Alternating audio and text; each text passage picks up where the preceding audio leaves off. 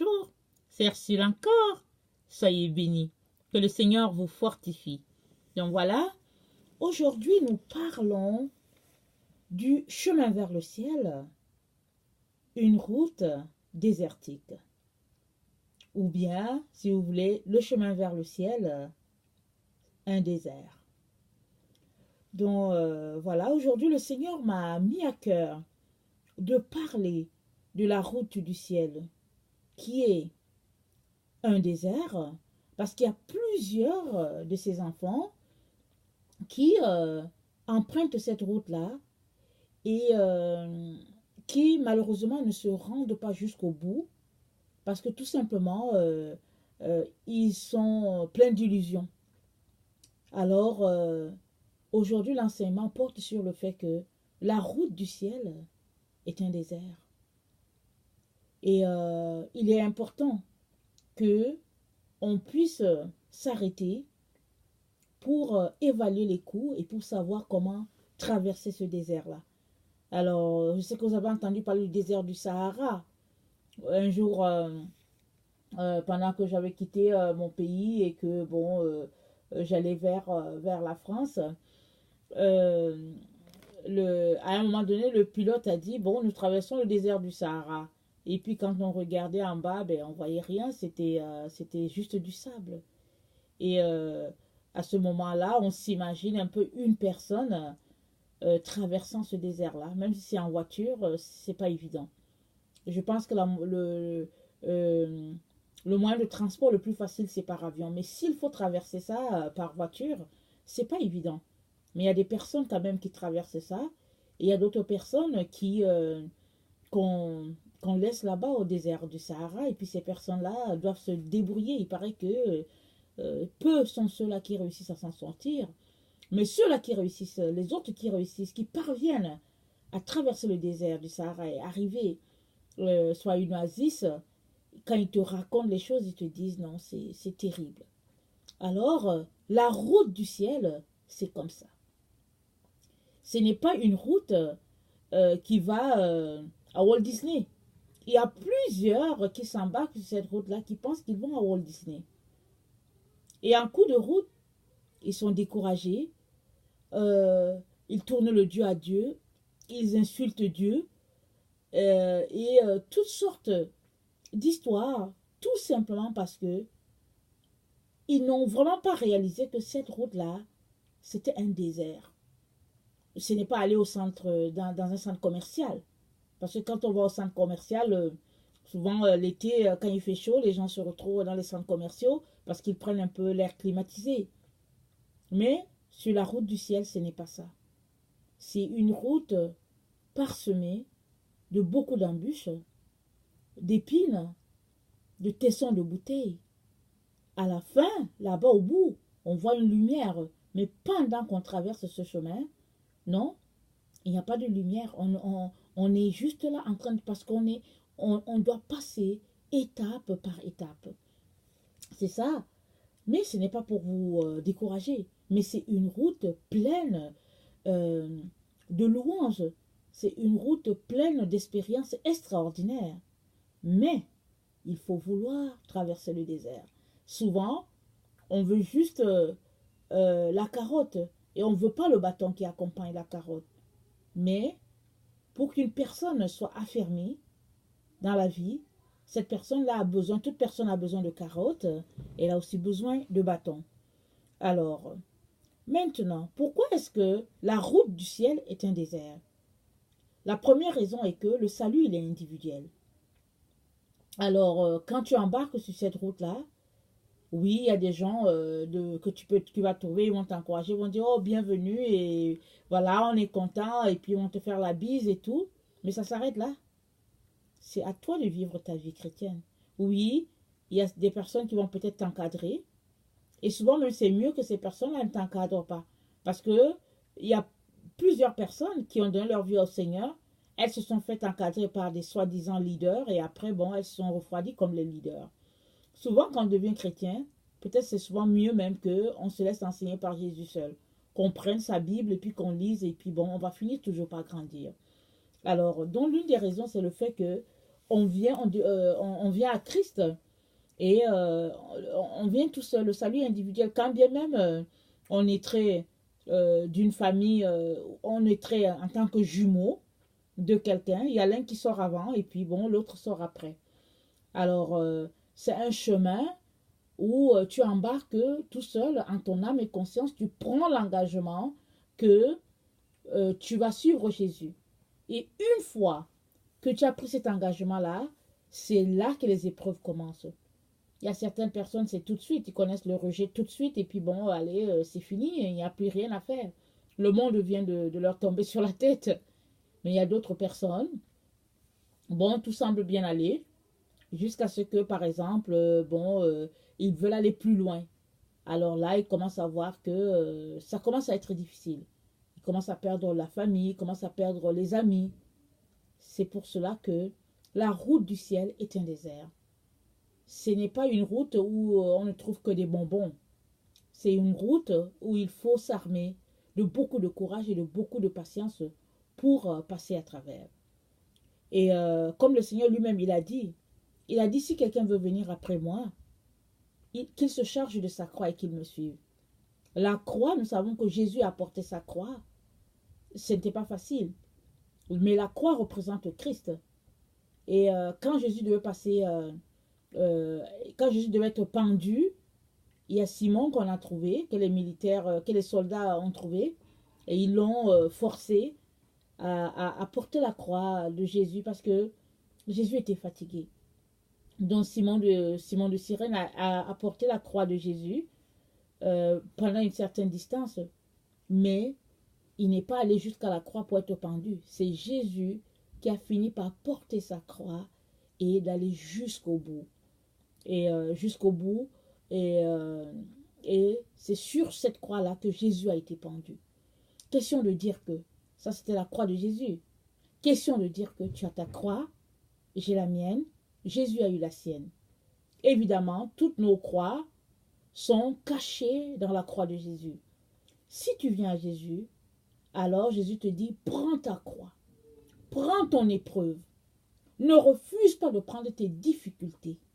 Les difficultés qui vont faire, les difficultés qui suivent ta foi, ne refuse pas de les prendre. Malheureusement, il y a plusieurs personnes qui se convertissent. Elles aiment le Seigneur, elles jubilent parce qu'elles ont donné leur vie à Jésus. Mais une fois qu'elles sont confrontées à des difficultés, elles rebroussent chemin. Soit parce qu'elles ont toujours mené une vie facile, soit parce qu'on ne leur a jamais dit que la route du ciel est un désert.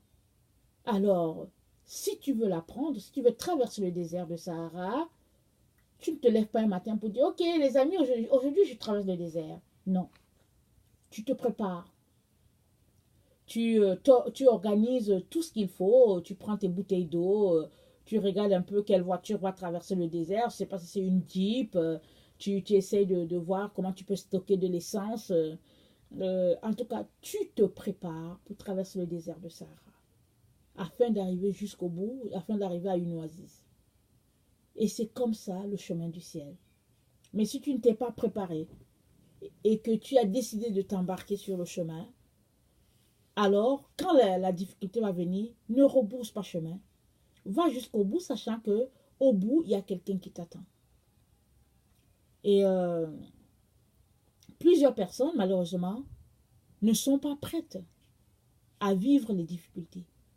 Elles veulent tout simplement le bon côté qui est le salut. C'est-à-dire, Jésus t'a sauvé, et puis bon, alléluia, amen, Jésus m'a sauvé. Et il s'arrête sur le lazy boy du salut. Ou bien, quand on donne sa vie à Jésus, ou bien je vais l'expliquer autrement, quand on donne sa vie à Jésus, on vient juste d'entrer à la porte du désert. On se tient à la porte qui va nous mener dans ce désert-là, qu'on va traverser. Et à l'autre porte là-bas se trouve le paradis. Alors, en gros, c'est comme ça que je peux expliquer ça.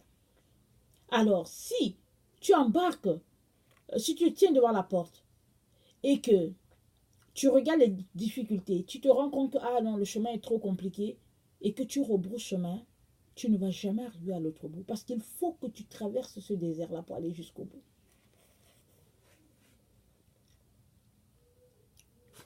Sur cette route, qui est un désert, tu peux connaître la faim. Tu peux connaître la soif. Tu peux connaître le manque de vêtements.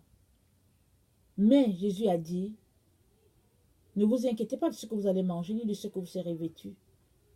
Parce que les oiseaux du ciel, j'en prends soin. Combien plus forte raison vous? Rappelons-nous, Élie fuyait devant Jézabel. Et à un moment donné, il n'y avait pas à manger parce qu'il y avait la famine dans le pays. Dieu a envoyé des corbeaux pour le nourrir. Israël a séjourné dans le désert. À un moment donné, ils ont crié parce qu'ils n'avaient pas à manger. Dieu a fait tomber la manne du ciel et puis des cailles, ils ont mangé. Alors, ce que Dieu a fait pour l'un, il est capable de le faire pour toi. Le problème n'est donc pas à ce niveau-là pour Dieu. Le problème est celui-ci. Est-ce que tu es prêt à aller jusqu'au bout de ton engagement avec Jésus? Parce que n'oublie pas, la route du ciel, c'est un désert. J'aimerais ça qu'on lise 1 Samuel 15 à partir du verset 22, le verset 22 et le verset 23. L'Éternel trouve-t-il plaisir dans les holocaustes et les sacrifices, comme dans l'obéissance à la voix de l'Éternel? Voici, l'obéissance vaut mieux que les sacrifices, et l'observation de la parole vaut mieux que la graisse des béliers. Car la désobéissance est aussi coupable que la divination, et la résistance ne l'est pas moins que l'idolâtrie et les téraphins.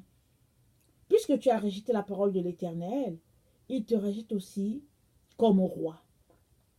Donc voilà, Dieu confond, Dieu met la désobéissance et la divination au même pied d'égalité.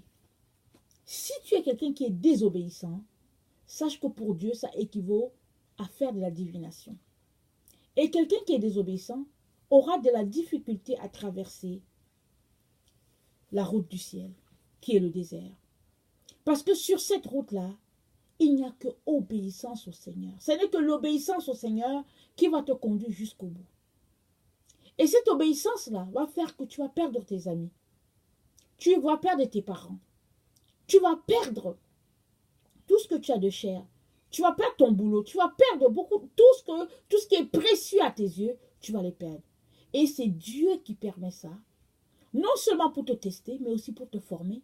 Parce qu'il a autre chose, il a quelque chose de meilleur pour toi. Vous savez que nous sommes sur cette terre juste de passage. Nous sommes de passage. Sachant que nous allons passer l'éternité avec notre Dieu. Sachant que nous allons régner dans le millénaire avec le Seigneur. Donc, si c'est ainsi que nous voyons l'éternité, nous aurons cette force-là d'aller jusqu'au bout. Mais si nous pensons que de la vie à Jésus, c'est juste un terrain de jeu, alors on aura de la difficulté à aller jusqu'au bout quand les épreuves vont venir. Parce que les épreuves viendront toujours. Parce que nous sommes des humains et nous sommes sur cette terre et puis ça marche comme ça. Alors il est important que nous puissions nous souvenir que la route du ciel, c'est un désert. Marcher avec Jésus, c'est se renier soi-même. C'est vivre la vie d'obéissance et de renoncement jusqu'au bout. C'est se lever le matin et décider que je ne commence pas ma journée tant que je ne l'ai pas confiée au Seigneur. C'est de prendre le temps pour laisser de côté tout ce qui est futilité et de se tourner vers tout ce qui va glorifier le Père. C'est par exemple de laisser tomber toutes les activités qui perdent notre temps pour se tourner vers quelque chose qui va aider à bâtir le paradis. Jésus a dit, depuis le temps de Jean-Baptiste, le royaume de Dieu est forcé et ce sont les violents qui s'en emparent. Qu'est-ce que Jésus est en train de dire ici? Il est en train de dire que si tu veux traverser le désert, tu dois être violent. Il n'y a personne qui traverse le désert de Sahara et il ne se prépare pas. Il en est de même pour la route du ciel. La route du ciel est un désert. Pourquoi? Parce que sur cette route, tu rencontres rarement des personnes. Tu vas en rencontrer. Soit tu vas dépasser certaines personnes parce que, bon, elles marchent à un rythme plus lent. D'autres personnes vont peut-être te dépasser. Mais tu vas faire des distances avant de rencontrer quelqu'un. Mais vous êtes en train de marcher dans la même direction, vous êtes en train de marcher pour la sillon céleste. Et c'est un désert. Parce que sur cette route-là, tu seras attaqué par toutes sortes de bêtes, par des démons. Tu vas connaître des moments terribles. Mais tu devras toujours retrousser tes manches et continuer ta marche. Parce que la victoire, c'est au bout. La lumière, c'est au bout. Ce n'est pas au début. Ce n'est pas au milieu non plus. Le Seigneur m'a aidé quand j'étais petite, quand j'avais 10 ans, et que je ne savais pas vraiment grand-chose. À 10 ans, ce n'est pas grand-chose. Mais j'avais déjà donné ma vie au Seigneur, et j'aimais beaucoup le Seigneur. Et puis j'avais reçu l'enseignement que Jésus viendrait, mais ce sera des moments difficiles. Avant que Jésus vienne, ce sera des moments difficiles. Et j'avais reçu cet enseignement-là. Et il m'arrivait souvent de penser à Jésus. Alors un jour, le Seigneur m'a donné un rêve. Et le rêve m'a marqué. Il a marqué toute ma vie. Et je bénis le Seigneur pour ce rêve-là. Alors j'avais 10 ans et je suis allée me coucher. Et là, il m'a donné un rêve. Et ce rêve-là, c'était que j'étais en train de marcher. Je marchais en direction du ciel. Et sur mon chemin, il y avait beaucoup de difficultés. Il y avait des épines. Il y avait des tessons de bouteilles. Il y avait... la route était boueuse. Il y avait toutes sortes d'épreuves sur mon chemin. Et souvent, la route était tellement étroite. Elle était souvent relevée, mais elle était étroite. Mais je marchais sur ce chemin-là, et j'étais seule en train de marcher. Peut-être qu'il y avait des personnes qui venaient en arrière de moi. Peut-être qu'il y en avait qui venaient en avant, qui étaient en avant de moi, je ne sais pas. Mais toujours est-il que c'était juste ma personne que je voyais. J'étais concentrée sur ma marche parce que ce n'était pas facile de marcher sur cette route-là. Mais je marchais joyeusement parce que je savais que je partais quelque part. Au bout là-bas, je voyais la lumière. Et j'ai marché jusqu'à... Je suis arrivée à un endroit et je voyais la maison. Et je pensais que bientôt les portes allaient s'ouvrir et je me suis réveillée. Et j'ai dit, oh, j'aurais aimé arriver jusque dans la maison. Mais je me suis réveillée. Et le Seigneur m'a dit par après que ce sera ça ma vie. Une vie d'épreuve, une vie de difficulté pour pouvoir arriver devant le trône. Et ce rêve-là m'a fait du bien plus tard parce que j'ai compris qu'au fait, la marche avec Jésus, c'est une marche d'épreuve. C'est traverser le désert. Et aujourd'hui, je suis contente pour ce rêve-là, mais je suis aussi contente pour toutes les épreuves qu'il y a eu dans ma vie et qui y a encore dans ma vie. Ma vie n'a pas été facile. Et elle ne l'est pas non plus. Mais je bénis le Seigneur parce que le Seigneur m'a montré que la vie, au fait, ce n'est pas tout ce que nous voyons autour de nous. C'est pas ça. Et si nous perdons le temps à nous occuper de toutes ces choses-là, ces choses-là vont nous empêcher de voir la face du Père un jour. Parce que dans les épreuves, on se purifie, on se sanctifie. Et on arrive à voir Dieu et on avance sur le chemin de notre destinée. Et en 1995, le Seigneur m'a donné un autre rêve. Et j'ai passé par des moments très, très difficiles. J'étais éloignée de mes parents et j'étais dans une étape vraiment critique de ma vie. Et là, le Seigneur me donne un autre rêve. Et dans le rêve, j'étais en train de marcher dans le désert. Et c'était c'était difficile. Et quand je me suis arrêtée pour prendre un peu d'air, je me suis rendu compte qu'il y avait d'autres personnes qui marchaient aussi sur cette route-là. Mais chacun s'occupait de son fardeau à lui. Mais on n'était pas nombreux. Il n'y avait pas beaucoup de gens. Mais c'était une route désertique. C'était le désert. Il faisait chaud, il y avait le sable. Déjà, il fallait soulever les pieds pour passer dans le sable. C'était pénible. Et on marchait. C'était pas comme, vous voyez, quand on marche pour aller vers le centre d'achat, on est nombreux. Souvent, les voitures s'arrêtent et puis un groupe travaille. Non, non, non. C'était clairsemé. Mais c'était le désert. Et le Seigneur m'a dit, c'est ça la marche de mes enfants. Alors, continue de marcher et tu vas arriver jusqu'au bout. Et j'étais petite à 10 ans, il m'a donné un rêve comme ça. J'étais adulte, il m'a donné un autre rêve, toujours similaire. Et aujourd'hui, il est en train de te dire que la route du ciel, c'est le désert. Si tu veux arriver, alors prépare-toi, arme-toi de courage, de persévérance et de détermination. Parce qu'aujourd'hui, alors que la tribulation n'a pas commencé, alors qu'on vit une vie, entre guillemets, assez paisible, si tu n'es pas capable d'arriver, de marcher sur ce chemin-là, que sera ta vie quand tu seras appelé à passer par le moment de tribulation? Ce ne sera pas facile, ce sera difficile parce que la grande tribulation, ce sera des moments terribles. Plusieurs y perdront leur vie. Ce sera un moment où notre foi sera testée. C'est maintenant que nous devons vraiment apprendre à nous débarrasser de toutes ces futilités-là. Parce que tu dois choisir entre Dieu et puis le monde. Tu dois choisir entre la vie de Jésus et la vie du monde. Tu ne peux pas avoir Jésus et en même temps avoir le monde. Il est important que tu ailles examiner ton cœur pour voir, est-ce que ton cœur est vraiment avec Jésus? Ou bien si ton cœur est plutôt porté sur les choses du monde et puis tu te sers tout simplement de ta position de chrétien.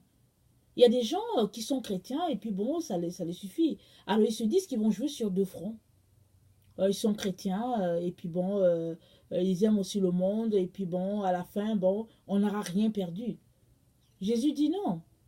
C'est soit Jésus, c'est soit le monde.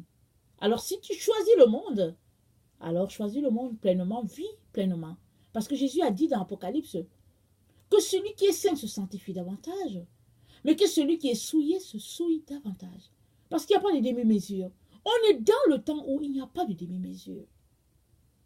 Et si tu sais que la route du ciel, c'est le désert, tu vas t'organiser pour pouvoir vraiment traverser ce désert-là et arriver au bout et crier victoire. Je vous avais déjà parlé de ce pasteur coréen qui est mort et qui allait au ciel et après aussi qui a fait un tour en enfer et à qui Jésus a ajouté, Jésus a prolongé, je pense peut-être en tout cas une vingtaine d'années ou bien plus, je ne sais pas. Mais toujours est-il que ce monsieur-là, il a dit au ciel, l'ange lui aurait dit, je ne sais pas si c'est l'ange ou bien Jésus, pour 1000 personnes qui vont en enfer, une personne va au paradis. J'ai trouvé ça vraiment, j'étais choquée d'entendre ça.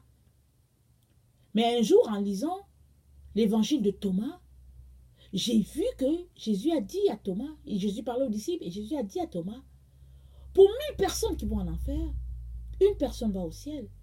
Et pour 10 000 personnes qui vont en enfer, 2 personnes vont au ciel. Je me suis dit, mais voyons, qu'est-ce que Seigneur tu es en train de dire?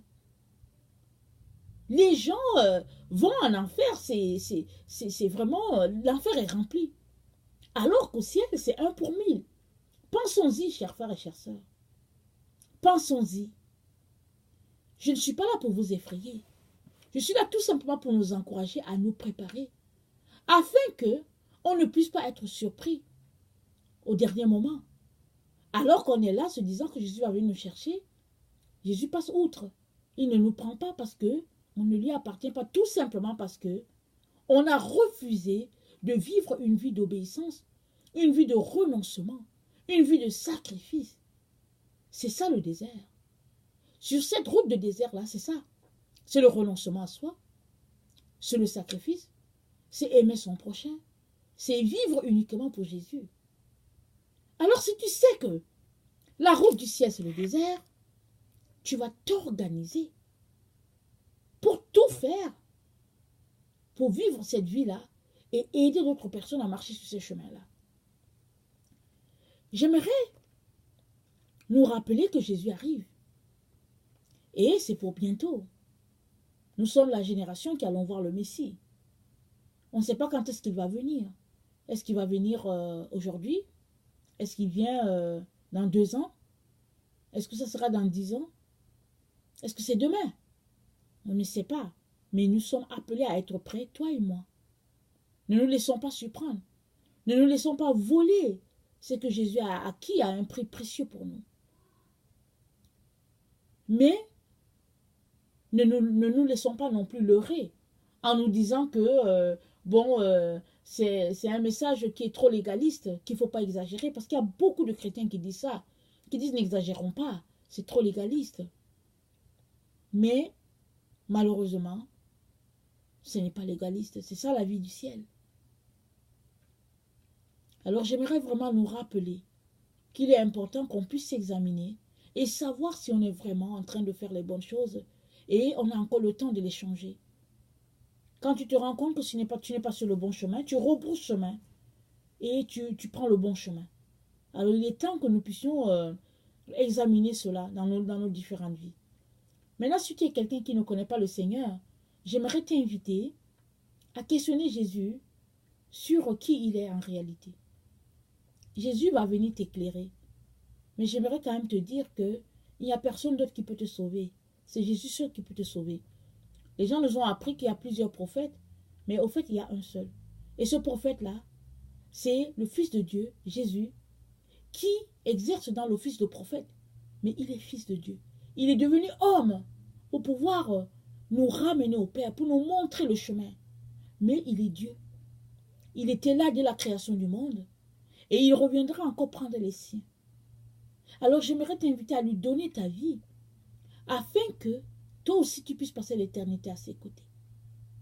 Oui, nous sommes tous sur ce chemin-là, à la recherche de la vérité. Alors, si toi tu n'es pas sûr d'avoir la vérité, parce que tu n'as pas Jésus, viens à lui, il ne manquera pas de t'éclairer. Jésus aime cela, il aime se révéler. On apprend qu'il se révèle par-ci, par-là, à toute personne qui veut le connaître. Alors, sois parmi ceux-là qui verront Jésus, qui auront la certitude que Jésus est le Sauveur, et ils auront l'occasion de raconter leur témoignage aux autres. Donc voilà, soyez encouragés et que le Seigneur vous bénisse. Merci.